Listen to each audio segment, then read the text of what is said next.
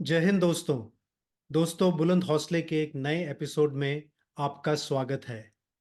यहाँ पर design thinking की क्रिएटिव और आइटरेटिव दुनिया में आज हम उतरेंगे। ये दृष्टिकोण जो गहरी यूजर अंडरस्टैंडिंग, इंटरडिसिप्लिनरी कोलैबोरेशन और तेजी से प्रोटोटाइपिंग पर केंद्रित है, इसने संगठनों की समस्याओं को हल करने और इनोवेशन के तरीकों में क्रांति ला दी है।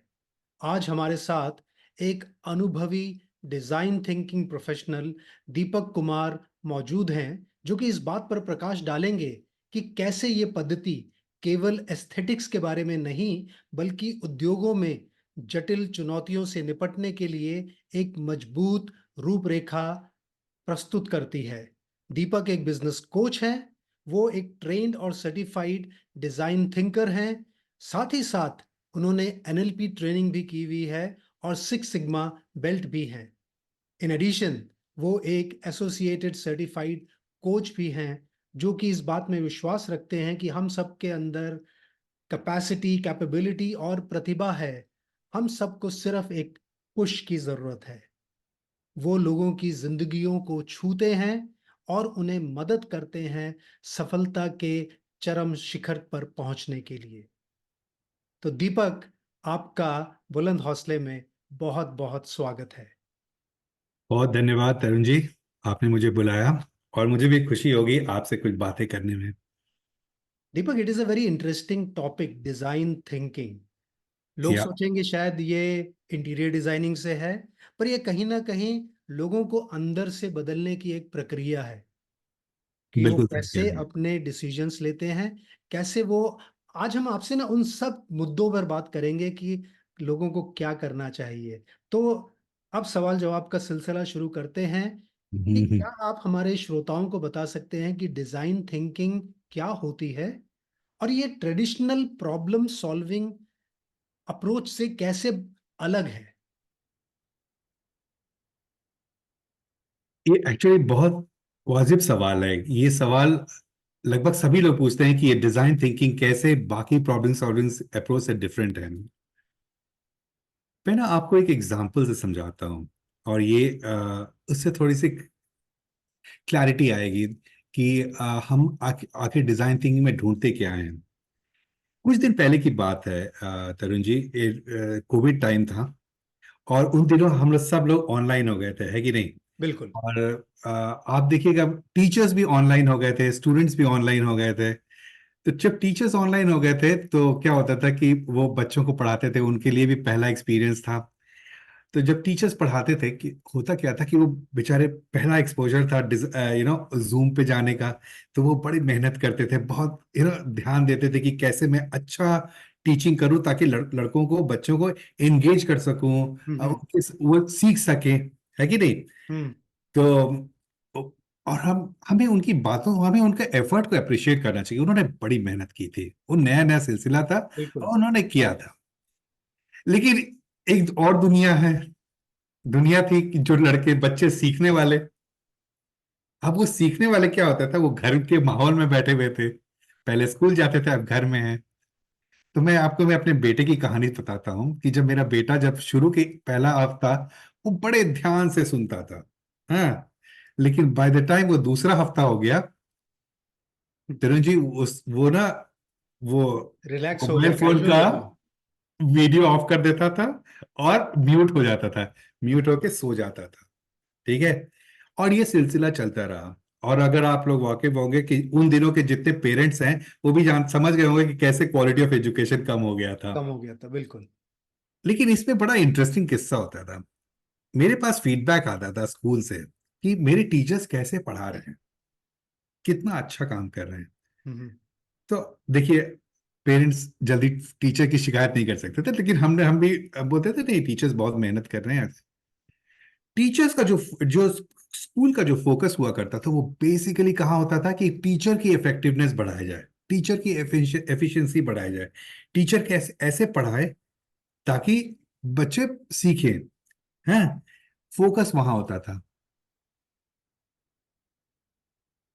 लेकिन उनको अंदाज नहीं था तरुण जी कि बच्चे सो रहे हैं, कि एक्चुअली टेबल पर बैठे हैं, कि कहीं और खेल रहे हैं, क्या कर रहे हैं उनको कोई आइडिया नहीं था।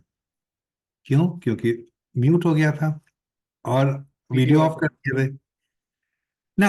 अब आप देखिए टीचर्स को ऑर्गेनाइजेशन के नजर में उनकी उनका क्या फोकस था कि वो एक प्रॉब्लम था कि कैसे में टीचर इफेक्टिवनेस बढ़ाएं। वो उस पे फोकस करते थे, तो फीडबैक मांगते थे, वो अपना काम करते थे एंड हम्म। वाकई बहुत मेहनत करते थे। तो ये एक प्रॉब्लम सॉल्विंग अप्रोच था उनका कि कैसे मैं एक अच्छा इफेक्टिव टीचर बनूं। पर एक दूसरा जो था उस पे कोई नहीं ध्यान दे रहा था। ठीक है। लेकिन अगर आप टीचिंग बच्चों के नजर से शुरू करते तो क्या होता?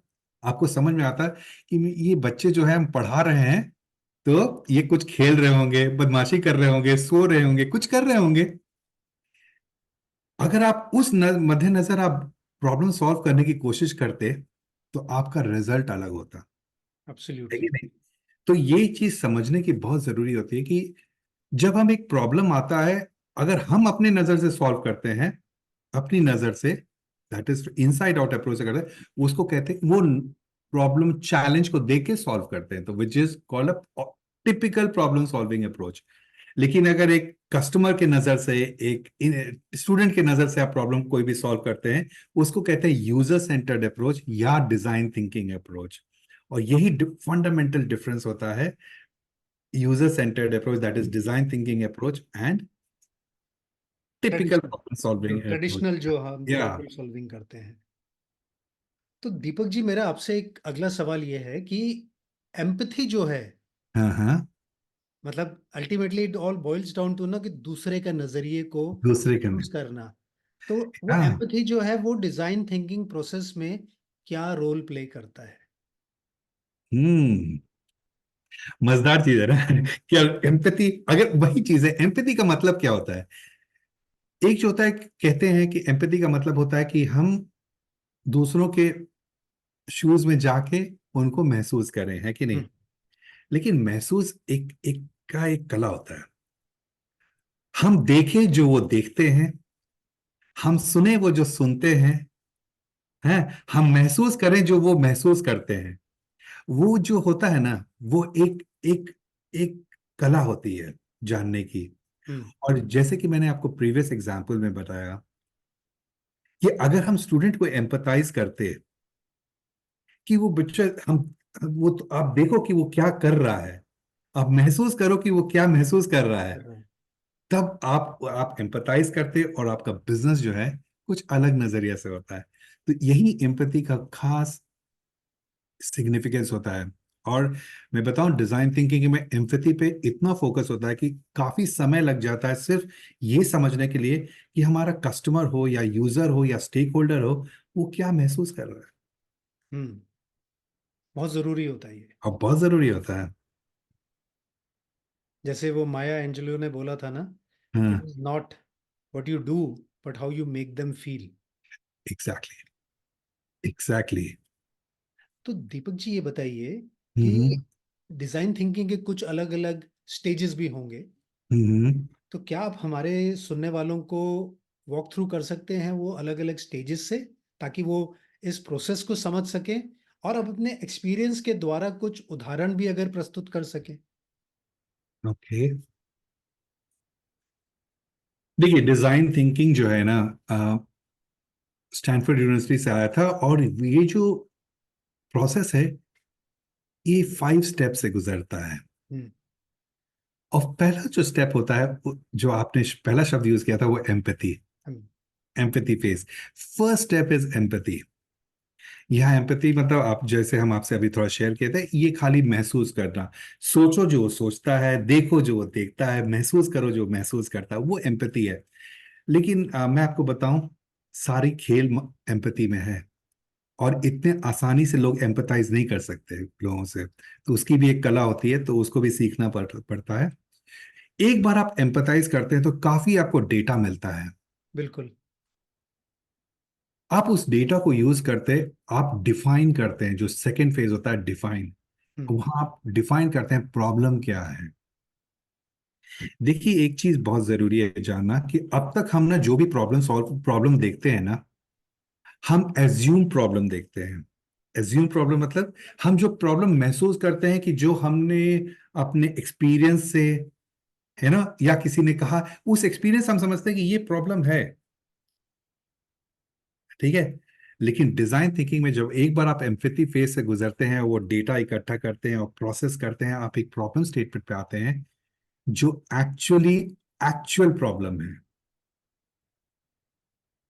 तो आप जो यूजर जो है उसको फेस कर रहा है, जो यूजर फेस करता है, ना कि जो आप सोचते हैं कि शायद वो फेस कर रहा होगा। बिंगो, वही चीज। वो जो यूजर में प्रॉब्लम फेस कर रहा है, वो प्रॉब्लम स्टेटमेंट आप डिफाइन करते हो। जब एक बार आपको यूजर प्रॉब्लम आप डिफाइन समझ जाते हो, तो थर्ड फेज पे आता है जिसको कहते हैं आइडिएशन। ना, आइडिएशन में क्या होता है कि आप आइडिएट करते हो, दो दो चीजें होती है, मैं जरूरी होता है आइडिएशन में। एक आइडिया कहते हैं ना, आइडिया जनरेट करना। हम्म। ना, आइडिया जनरेट करना भी एक कला होता है, वो आप लोग सब धीरे धीरे सब जानते ही होंगे, कई लोग बहुत कुछ जानते हैं इसमें। लेकिन दूसरा फेज होता है आइडिएशन में, को इतने इकट्ठे होगा आइडियाज, उसको कैसे कंसोलिडेट करके कुछ खास आइडियाज में आए, ओके। है ना। टॉप 3 4 5 7 10 आइडियाज पे आए। कम से कम 8 से 10 आइडियाज रखते हैं, आउट ऑफ से 200 ideas collected, so that you can actually come back again. मैं आपको बताऊंगा कि ये आइटरेटिव प्रोसेस होता है। तो एक बार आपके पास आ गया आइडियाज, तो आप फोर्थ फेज में जाते हो, उसको कहते हैं प्रोटोटाइपिंग फेज। ना, प्रोटोटाइपिंग फेज ऐसा होता है कि इस फेज में आप ना आप आप एक उस प्रॉब्लम का एक स्वरूप बनाते हो। अब तक आपको सॉल्यूशन तो मिल गया, प्रॉब्लम से सॉल्यूशन मिल गया, आइडियाज मिल गया कैसे सॉल्व करें, उसका एक स्वरूप बनाते हो। लेकिन उस स्वरूप बना के करें क्या? उसको प्रोटोटाइप बनाते हैं और उसको हम टेस्ट करते हैं, वेदर इट इज इफेक्टिव और not, whether it will work और not. whether it will work, it will address the customer's problem or और not। Not, yes. क्योंकि यही कस्टमर की जरूरत है, वो कस्टमर की जरूरत एड्रेस हो रही है कि नहीं इस पर्टिकुलर सोल्यूशन से। फिर आप जाते हैं, और जैसे मैं आपके पास आऊंगा कि कहूंगा कि देखिए ये बनाया हूं आपके लिए, आप जब ये यूज कर रहे हैं तो आपको कैसा लग रहा है, और मैं आप कुछ आपके सामने आपको कहूंगा कि आप ये प्रैक्टिस आप करके दिखाओ। इसको कहते हैं लो फिडेलिटी और हाई फिडेलिटी, प्रोटोटाइपिंग। और ये कई तरह के हो सकता है। आप जानते हैं बहुत छोटी छोटी प्रोटोटाइपिंग तरीके होते हैं जो बिना पैसे के होता है।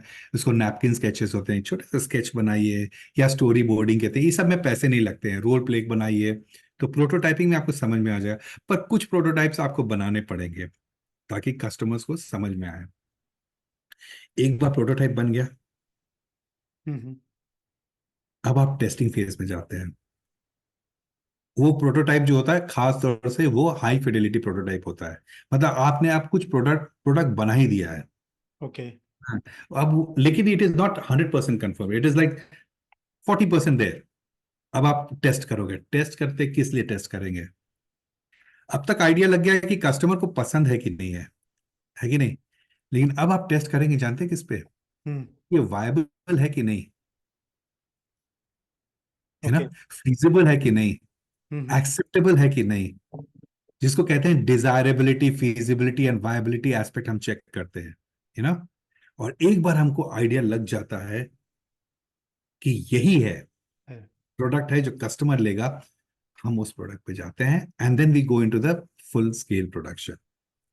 ओके। ठीक है। So these are the 5 stages. Now remember, ऐसा भी हो सकता है प्रोटोटाइप के समय जब टेस्ट आउट कर रहे हैं, वो आइडिया पसंद नहीं आया, तो आप वापस जो आपके पास 9 10 आइडियाज हैं उसमें आप दूसरा आइडिया चुनिए। आप आप आइटरेटिव iterate प्रोसेस कर में वापस जाएंगे। हाँ, आप आइटरेट करते रहिए जब तक कस्टमर सेटिस्फाइड ना हो। ना हो जाए।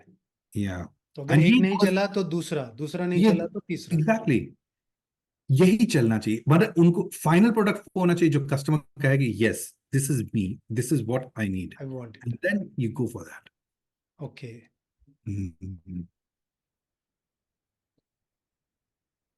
इन व्हाट वेज, अगर हमें आपसे पूछूं कि ये डिजाइन थिंकिंग जो है इसको हम लागू कर सकते हैं बाहरी सेक्टर्स के लिए जो कि डिजाइन के बाहर है, लेट्स से हेल्थ केयर या एजुकेशन में, एजुकेशन का तो मैंने आपको एग्जाम्पल दिखाया। हाँ, हम्म।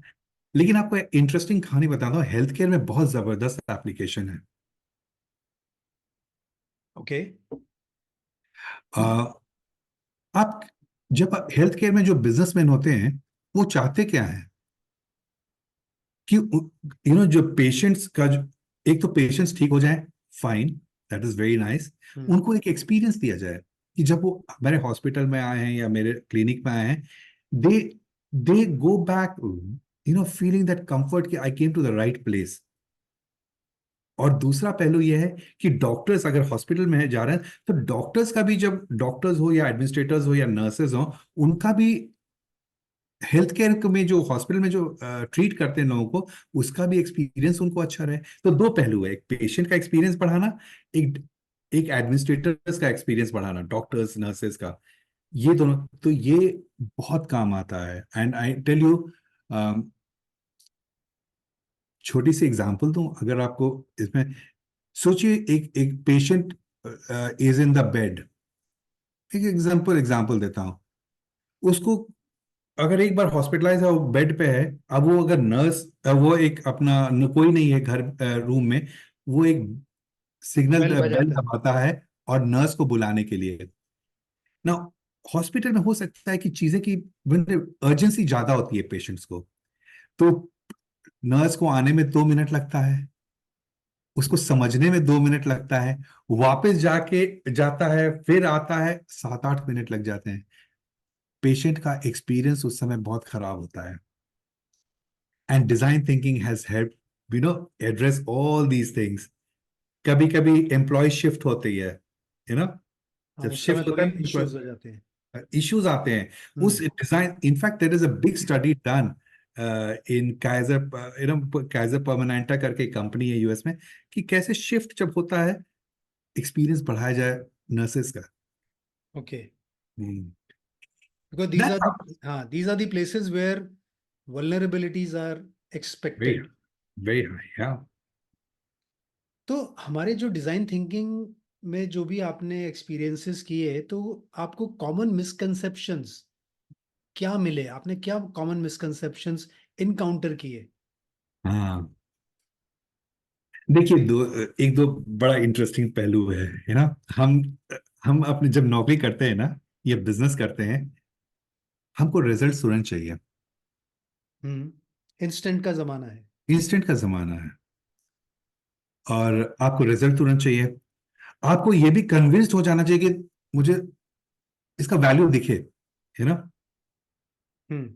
लेकिन डिजाइन थिंकिंग में ये चैलेंज आता है कि जब हम एम्पैथाइज करने चलते हैं, तो मुझे समय तो लगता है। बिल्कुल। और कोई भी प्रोजेक्ट करते हैं, उसके समय लगता है। तो जब वो समय लगता है ना, तो क्या होता है, और मैं आपको सच बताऊं, तो समय लगता है मतलब 3 महीना लग जाता है। Patience run runs dry, patience runs dry. अब आपके पास 3 महीना चला गया, इंस्टेंट का जमाना है, टीचर मैनेजर्स को तुरंत रिजल्ट चाहिए, मैनेजर को चाहिए तुरंत, मैनेजमेंट को भी तुरंत चाहिए। हम्म, तो सही बात। मैनेजमेंट को भी समझाना बहुत डिफिकल्ट है। But then we use our own techniques. We always don't, we always, people think that design thinking is used to solve every problem. No, please do not look for solving every problem. आप अपना operational problem operation से solve कीजिए. That's fine.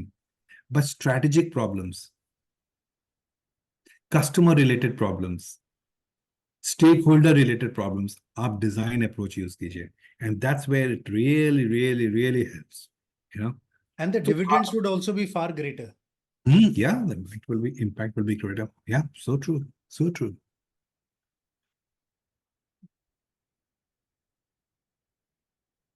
तो है ना। आप किसी भी डिजाइन थिंकिंग प्रोजेक्ट के हाँ। सक्सेस के मापदंड को कैसे निर्धारित करते हैं? How do you measure the success of A design thinking project?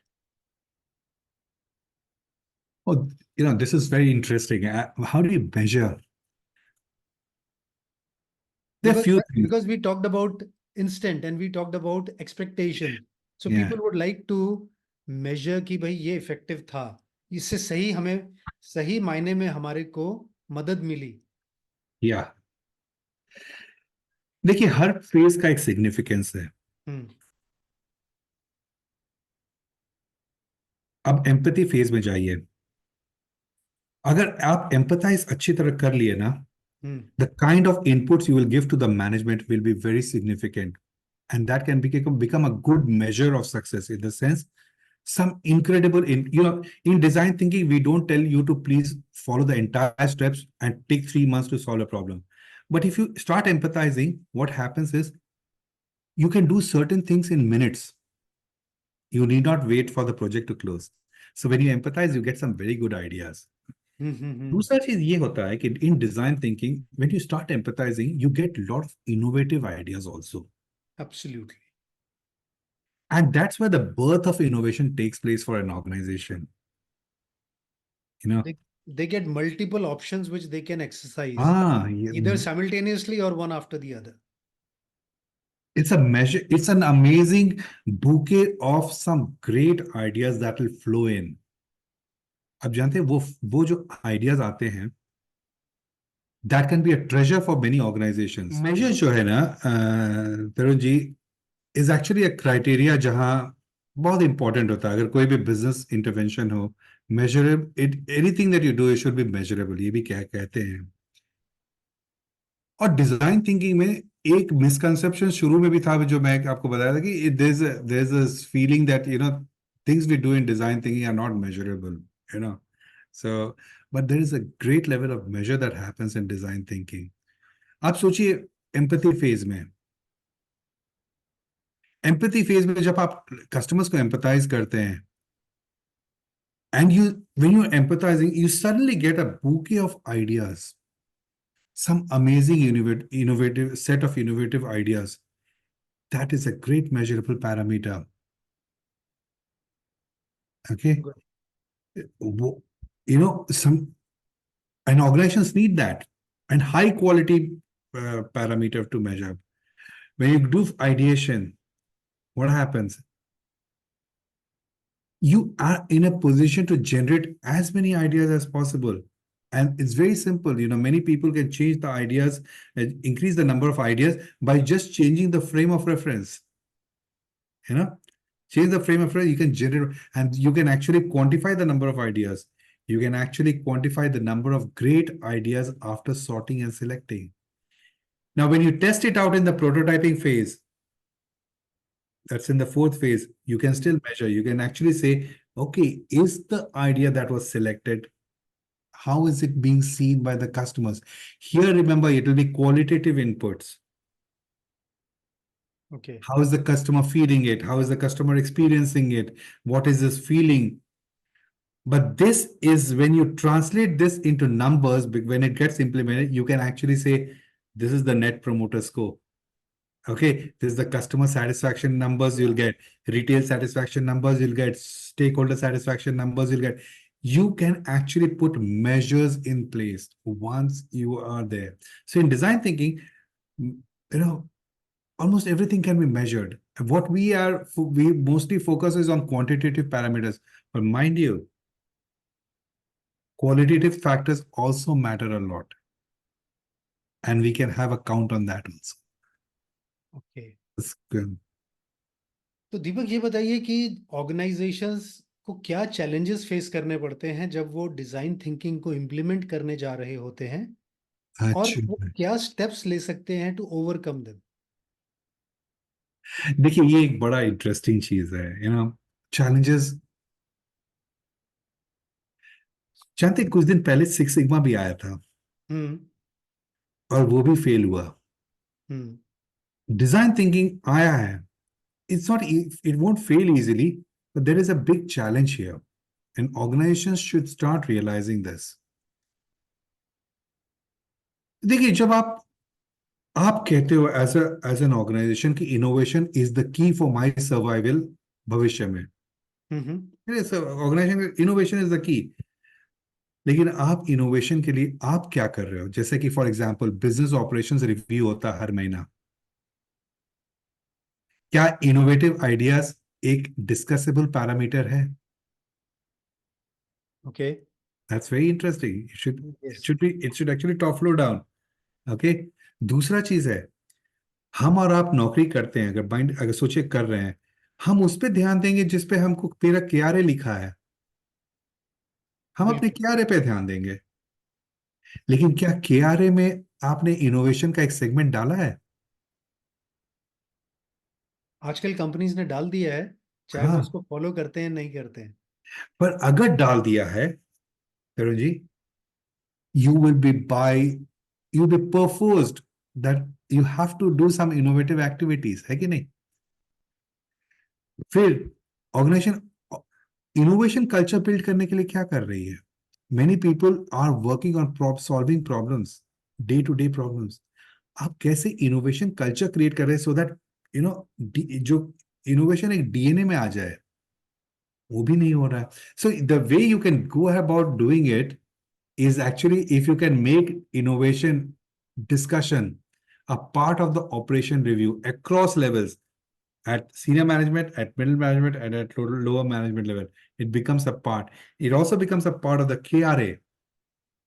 Once you integrate these things now, hmm. innovation adoption by employees become a, a thing that they should anyway be doing it. You know, they just need to do it. In fact मैंने बहुत companies में देखा है जहाँ पे people are selfish about innovation, means they feel इससे मेरा काम आसान हो जाएगा या इससे मुझे सहूलियत होगी। हाँ। दूसरे को क्या प्रॉब्लम आ रही है या उससे उनको कोई अड़चन आ रही है उसके ऊपर उनका बिल्कुल भी ध्यान नहीं होता है। हाँ। So they are looking at innovation but in a selfish respect, and वहां पे एम्पैथी नहीं है, जो आपका पहला एम्पैथी। पॉइंट था। हाँ, तो वो इनोवेटिव उनके लिए क्या है, एक चीज है, उनके लिए इनोवेटिव आइडियाज आया है, but they these ideas are not a source of creating innovation culture. Hmm. They are just an idea and that has come into the head, which you they know. Want to thrust because it will benefit them, yes. not the organization as a whole या or so the true. other stakeholders probably. So true. Deepak, एक बात बताइए कि अभी तक हमने बहुत अपने हमारे श्रोताओं के साथ बड़ी डीप इंफॉर्मेशन शेयर की है डिजाइन थिंकिंग के बारे में। आप कोई केस स्टडी हमारे श्रोताओं के साथ शेयर करना चाहेंगे जिसने डिजाइन थिंकिंग के द्वारा कोई सिग्निफिकेंट इम्प्रूवमेंट या किसी इनोवेशन को लीड किया हो? Alright. Yes, there are quite a few projects हमने ऐसे किए हैं जहाँ काफी सिग्निफिकेंट इंप्रूवमेंट्स आए आए हैं कस्टमर के नजर में। तो मैं आपको एक एग्जांपल देता हूं, और मैं कंपनी को नेम नहीं करूंगा, but hmm. Let's understand this. या। ये जब आप सीटी आप इमेजिंग सेंटर्स जाते हैं जहां सीटी स्कैन होता है, और आप ऑब्जर्व करेंगे कई कस्टमर्स जो होते हैं वो थोड़े से, उनका मेंटल मेकअप जो है वो डिस्टर्ब रहता है। क्यों? क्योंकि उनके उनको आइधर चोट लगी हुई है या कुछ हुआ है जिसकी वजह से उनको एमआरआई कराना है या सीटी स्कैन कराना, वो मेंटली बहुत स्ट्रेस्ड है। हम्म। और जब आप उनको एम्पथाइज करेंगे ना, तो आपको धीरे धीरे पता चलेगा कि वो जब आते हैं, उनको बस चाहिए आते ही मेरा स्कैनिंग हो जाए, मुझे आप रिपोर्ट दे दो और मैं चला जाऊंगा यहाँ से। बस वो यही चाहते हैं। Waiting is not part of their game plan. Waiting is just not, I mean they won't like it. लेकिन अगर आपके पास, इमेजिन कीजिए, 7-8 कस्टमर्स ऐसे बैठे हुए हैं और क्यू में, और एक एक स्कैनिंग करने में 15 मिनट लगता है, और लेकिन एक रिपोर्ट जनरेट करने में 45 मिनट लगता है, तो रिपोर्ट कितना देर में आएगी? हम्म। 2-2 घंटा लेट हो जाता है कस्टमर्स के लिए। We worked on addressing how we can reduce the time. time for the reports. The moment he gets it scanned, how long, how short a time can be कि उनको रिपोर्ट मिल जाए और वो चले जाए। And we reduced it from 45 minutes to 21 minutes. That's wonderful. And how did it happen? It's not that we did some great magic. I just sat with the person who makes the report. I did storming. I was there with him. I watched him how he makes reports. And उसी समय मुझे भी पता लगा कि हर MRI scanner को वो 9 तरीके से वो ना स्कैनिंग करते हैं, 9 एंगल से. Hmm. And then I did every angle से रिपोर्ट बनाते हैं. And then I understood, okay, if we can automate these sections and leave ये certain section for doctors impressions, काम तो तुरंत हो जाएगा. So what we did is that we could reduce it. We used we automated the process and we reduced the time for making a report from 45 to around 21 minutes. And almost reduced that's, it by half. yeah. And you just imagine कितना जल्दी से report बन रहा है और कितना जल्दी से कस्टमर्स निकल जा रहे हैं. For them it's a great experience they were having. तो डॉक्टर्स को भी उनको वो चाहता है ना. For most of the customers feel, listen, I have paid 8-10,000 rupees for MRI. Yes. I need my reports. I don't want to wait for you. And you just imagine the mental makeup, huh? And there is Taranji, nothing else to wait for, actually there's sitting nothing there. else to wait for, yeah. Yes. So that's how we did, and that's how worked on to enhance the user experience. इसी को कहते हैं enhancing the customer experience. हमने customer का experience बढ़ा दिया in terms of the Okay. reports. He felt better, and I'm sure he will recommend people. Okay, come to this place. तो दीपक, आप फ्यूचर ट्रेंड्स में क्या देखते हैं डिजाइन थिंकिंग के इवोल्यूशन के तौर पर, कि how design thinking is going to evolve in the coming years?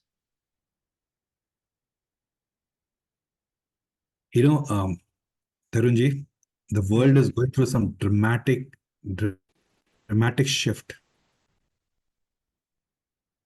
Imagine कीजिए, I'll give you some very interesting examples. Relationships are changing.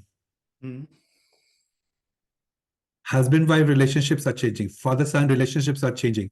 Yes. Products are changing. Social media interaction with Yeah. individuals are changing. Even the relationship that earlier companies used to have with their clients is Yeah, and also getting exactly. more digitized. It is Yeah. more automated. Today, employee engagement is changing. I was coming to there. And look at the future of work is shifting. Everything that corresponds to future, there is a big shift happening. How do we understand them? Through design thinking. And design thinking is an interesting mode to understand that. Learn to empathize, learn to read the signals that are coming in already. Have a user-centric approach. And a user-centric approach. See the future. So that's how it's going to come. It's not at a personal level and at an organizational level. Look at the startup level. In future, the startups आने वाले दिनों में, अभी तक तो startup वाले design thinking पे ध्यान नहीं देते थे, बट इन फ्यूचर लोग ध्यान देंगे कि उनके आइडियाज आए हैं तो वो आइडियाज को कैसे वैलिडेट करें, वो आइडियाज की सच्चाई क्या है, ना, उसकी उसकी डिजाइन थिंकिंग की अहमियत यहीं पड़ जाएगी. आजकल स्टार्टअप इकोसिस्टम में अगर आप उनको बहुत जोर देते हैं तो वो एक एमवीपी बनाते हैं या प्रूफ ऑफ कॉन्सेप्ट करते हैं. अगर वो चल पड़ा तो बल्ले बल्ले, अगर नहीं चला, now they are stuck, now they are hung up, because they have no other iterative processes by which they can look at other options. I'll give you a very interesting example, Tarunji. Even there were from a very major, organization which deals with innovation. I got 5 good, startups to mentor. इन सब का मैंने deck देखा. देखने के बाद ऐसा लगा कि everything is superb, very well documented deck. The only thing is missing is, who are your customers? What do they want? What do they need? The empathy factor was missing. and people are, and it's beginning to happen, it's beginning to be visible. So most of the organizations, most of the startups I am seeing is they have a great idea, चलो काम करते हैं, बस customers को समझना, ठीक है। बहुत से स्टार्टअप्स हैं जो कि हम्म, परसीव्ड प्रॉब्लम ऑफ कस्टमर पे काम कर रहे हैं. हाँ, It may not be the actual problem that customer wants a resolution for, but they are Bingo, perceiving it as a problem. Bingo, या, सो ट्रू, सो ट्रू। तो दीपक जी, आज की हमारी जो ये वार्तालाप, जो ये एक डीप डिस्कशन हुआ है डिजाइन थिंकिंग के ऊपर, इट वाज प्रीटी इंटरेस्टिंग. और मुझे लगता है कि आज हमारे श्रोताओं ने बहुत कुछ सीखा होगा. पर जो भी गेस्ट हमारे पॉडकास्ट पे आता है, हम उसको ऐसे नहीं जाने देते. एक टिपिकल मिलिट्री अंदाज के अंदर हम उनके साथ फाइनली एक 3 आउट 3 राउंड करते हैं, जहां पे हम उनके साथ 3 रैपिड फायर क्वेश्चंस करते हैं. तो आपका पहला सवाल है कि आपने यूजर इंटरव्यूज के दौरान what is the most surprising insight that you have gained during a design thinking project.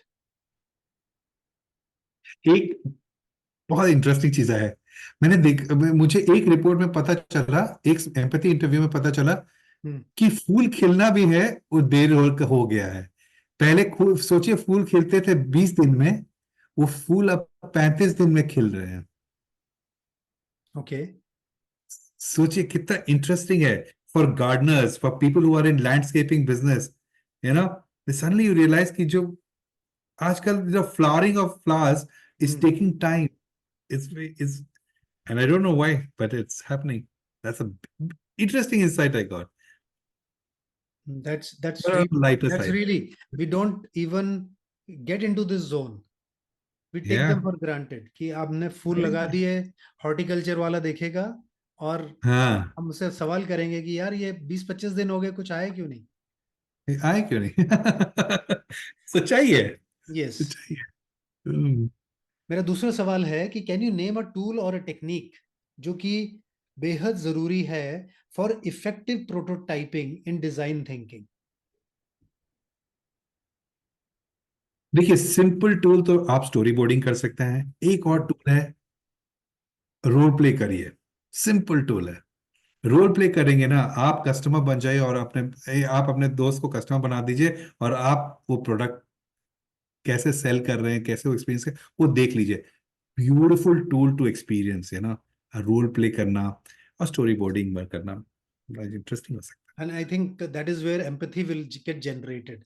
जो या हम अपने ये, आप को डिस्टेंस रखते हैं, वो हमें हाँ, वहां पे एहसास होगा कि as a customer, when I'm playing that role, what customer goes through, what kind of questions he asks, and whether these answers that are being given, जो भी हमारा काउंटर पार्ट वो जो जवाब दे रहा है, क्या वो सेटिस्फैक्ट्री है कि नहीं है.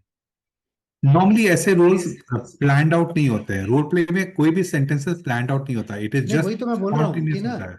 जब हाँ, जब आप उससे कोई सवाल करेंगे, वो कुछ जवाब देगा, कुछ तो देगा। आपको खुद एहसास होगा कि जो वो जवाब दे रहा है, क्या उससे कस्टमर सेटिस्फाई होगा.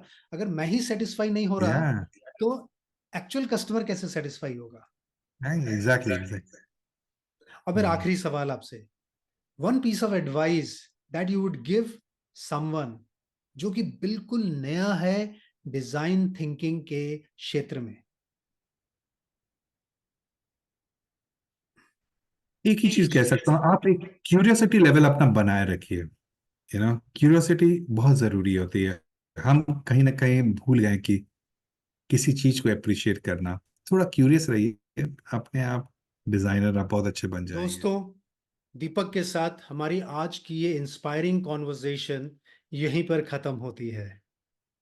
उन्होंने अपने व्यक्तिगत एक्सपीरियंसेस और जो कलेक्टिव नॉलेज हमारे साथ शेयर की है, जो उनके इतने सालों का सम्मिश्रण है, उनके एक्सपीरियंस का, उनके कॉरपोरेट्स के साथ एंगेजमेंट्स का, लोगों के साथ जो उन्होंने इस तकनीक को किस तरीके से इस्तेमाल किया है, हमें पूरा यकीन है कि आपको वो एक बहुत ही अच्छा और एक नवीनतम दृष्टिकोण मिला होगा डिजाइन थिंकिंग के लिए. ये इस बात का भी प्रमाण है कि आज की दुनिया के अंदर प्रॉब्लम सॉल्विंग के नए नए तरीके इजाद हो रहे हैं, और प्रॉब्लम सेंट्रिक सॉल्यूशंस के द्वारा हम कंपनीज को जागरूक बना रहे हैं कि कैसे वो क्लाइंट्स का पर्सपेक्टिव लेकर के अपनी प्रॉफिटेबिलिटी और अपनी क्लाइंट्स के साथ एंगेजमेंट को आगे बढ़ाएं। दीपक ने आज बहुत ही सरलता से आप सबके सामने डिजाइन थिंकिंग के पहलू रखे हैं। वो 5 स्टेप्स जिसमें empathy, user centric problem solving, बहुत ही अहम मुद्दे हैं जो कहीं ना कहीं हम मिस आउट कर जाते थे। अगर आप दीपक की इस वार्तालाप से और उनके एक्सपीरियंस को और जानकारी चाहते हैं तो उनका समर्थन करने के लिए आप बुलंद हौसले को सब्सक्राइब करें। और इसके साथ ही दीपक से जुड़ने के लिए दीपक के सोशल मीडिया हैंडल्स हमने इस पॉडकास्ट के डिस्क्रिप्शन में दिए हैं। वहां पर जाकर के आप दीपक के साथ उनसे डायरेक्टली कनेक्ट कर सकते हैं, उनको अपने ऑर्गेनाइजेशन में आमंत्रित कर सकते हैं, या फिर आप उनसे वन ऑन वन कोचिंग या कंसल्टेशन भी ले सकते हैं डिजाइन थिंकिंग के बारे में। दीपक, आज हम डिजाइन थिंकिंग के बारे में इतनी विस्तृत जानकारी पाकर के हमें बहुत अच्छा लगा। और आपके साथ ये समय जो हमने गुजारा, ये एक वो सुंदर पल थे जहां पे हमने कुछ नया सीखा। और हमारी जिंदगी का मकसद भी तो यही है, आओ और क्या। कुछ नया सीखे। तो आपका बहुत बहुत धन्यवाद बुलंद हौसले पे आने के लिए और अपना कीमती वक्त निकाल करके हमारे श्रोताओं के साथ अपने एक्सपीरियंसेस शेयर करने के लिए। और मैं भी अपनी तरफ से कहना चाहता हूँ बुलंद हौसला के ऑल सब्सक्राइबर्स के लिए और जो व्यूअर्स हैं उनको भी थैंक यू। और ये भी कि ऑल द वेरी बेस्ट। ठीक है।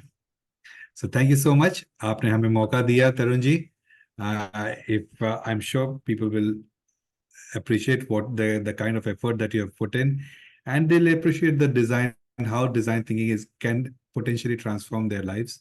So बहुत बहुत धन्यवाद आपके, आपने मुझे मौका दिया। Thank you Deepak ji.